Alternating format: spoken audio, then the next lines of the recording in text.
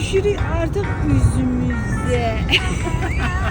Bu dəfə tamaşaçılarım xanımlar olacaq. Biraz yaxın əyləşin, sonda sizə bir hədiyyə də verəcəm. Toronto yaxınlığında Vonda yaşayan bir izləyicim məni görmək istədi. Əslində yanına tanışlıq üçün getmişdim. Bəzən elə anlar olur ki, onlar səni öz axarına alır və günün necə keçdiyini belə hiss eləmirsən. Və bu da onlardan idi. Uzun illərdir Kanadada yaşayan Fərdə xanım özü üçün belə bir biznes iş yerdə qurub. Fərdə xanımın fəaliyyəti təkcə kosmetoloji lazer xidmətlərindən ibarət deyil. Həmçinin öyrənmək istəyən xanımlara öyrədir, hətta sertifikat da verir.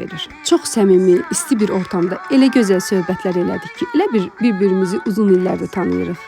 Bu arada əslində üzümdə hər hansı bir prosedur eləmək niyyətim yox idi, amma Fərdə xanım dedi, gəl mənim qonağım ol. Bəzi xanımlar buradakı lazer xidmətlərinin çox baha olduğunu deyirlər, amma Fərdə xanım buna görə də dedi ki, əgər sənin səhifənin adından gələrlərsə, sənin izləyicilərinə xüsusi endirim eləyəcəm. Yadımda illər əvvəl Azərbaycanda bir kosmetoloq xanımla danışmışdım.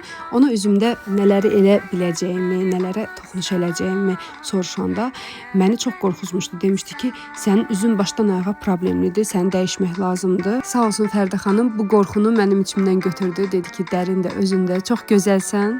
Bir-iki xırda şey var ki, onda səhlənkarlıq eləməsəm, üstünə düşsəm, tezliklə aradan götürə bilərəm. Bu arada dedim, gəlmişkən bəlkə Rolanın üçün də nəsə eləyək. Biz də dedik, bəlkə Rolanın qaşlarını alaq.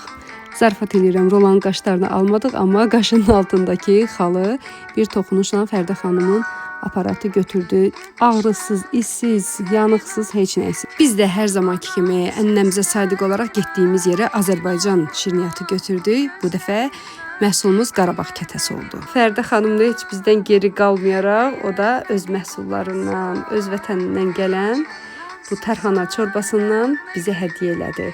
Bəyənməyi və rəy yazmayı unutmayın ki, belə qonaqlarımız çox olsun. Siz də yazın görün, növbəti qonağımız hansı peşənin sahibi olsun. Yazın, biz də gedib çəkib göstərək.